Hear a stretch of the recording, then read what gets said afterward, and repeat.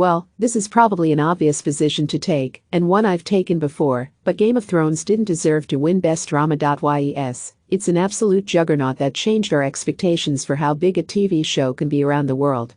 Yes, it wove a rich, imaginative world of characters that had us gasping at its shocks and turns. But it's also true that the best seasons of Game of Thrones are years behind us. There's no denying that Game of Thrones is an incredible accomplishment when it comes to technical brilliance. One or two rogue coffee cups or water bottles aside, for sheer scale and ambition, Game of Thrones is in a league of its own. And for that, it won 10 Creative Arts Emmys last week, deservedly so.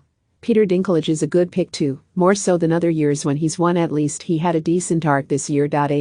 If to prove itself wrong, the Emmys didn't even give Game of Thrones any other significant awards on the night. Succession took the writing award, and Ozark won directing, both precursor awards for the final gong. TV is a writer's medium to win Best Drama. Without the drama writing award is a disconnect. But is it the overall best drama? No, it's not. While it had some amazing moments this season, namely the 2 episodes when people did a lot of talking, its final installments mostly ranged from uneven to wildly baffling. The rushed story arc for Daenerys is one of the most divisive storytelling turns of the year, and one that was not well executed. For that alone, Game of Thrones should have been disqualified. So who should have won, you ask? Easy.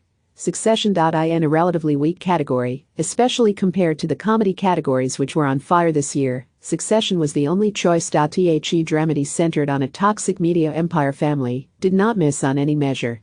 It was perfectly written, perfectly performed and dynamically filmed. It's also perfect for our times, this scathing exploration of absurd wealth and the grotesque inhumanity that accompanies it. Elsewhere, Julia Garner's win for Ozark is what happens when you have 4 Game of Throners in the same category, which is not to take away from Garner her victory, because she is very excellent. Though the GOT vote splitting should have paved way for Fiona Shaw's enigmatic Killing Eve character. And Billy Porter's win is an absolute triumph. Killing Eve's Jodie Comer is an amazing winner, even more than her co-star Sandra Oh. Comer had a ripper of a season. Thank you, Emmys, for recognizing the genius that is Phoebe Waller-Bridge and her transcendent series Fleabag. The early indications were good when Waller-Bridge won for comedy writing for the first episode of the tar black comedy Fleabag, followed by her surprising triumph over Julia Louis-Dreyfus in comedy actress. Don't get me wrong, Louis-Dreyfus was spectacular in that final season of Veep, but she already has 6 Emmys for playing Selena Meyer, and 11 overall, so it's not like Louis-Dreyfus is left wanting. That Veep won nothing tonight is quite surprising for a series Emmy voters have loved, rewarding. The comedy categories were so competitive this year, so anyone in every category would have been a deserving winner. That's how strong comedy's game is right now. Which means there's little right or wrong in the comedy winners. Alex Borstein amazing. Tony Shalhoub brilliant. Bill Hader a multi-hyphenate talent. And, obviously, Waller-Bridge. Hail Queen Phoebe. May she long reign on our screens. Limited series and TV movie is a mixed bag, as it often is. No one series really dominated like Big Little Lies did 2 years ago, or the assassination of Gianni Versace did last year, with voters peppering its accolades to different shows. Michelle Williams bested Amy Adams in the lead actress race. Both have been nominated for multiple Oscars with no wins, so the competition was always going to be between them.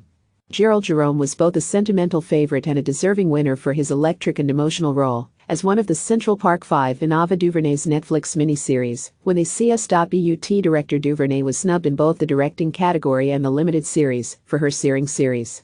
Possibly not as many voters watched it, which, even compared to Chernobyl, was difficult viewing, given the frustrating injustice it depicted. And Sharp Objects was handicapped by the fact that it premiered more than a year ago. Not to mention, the story itself wasn't very good, nor did it really have that punch one would expect from Black Mirror, especially compared to its 2 previous winners, USS Callister and San Junipero.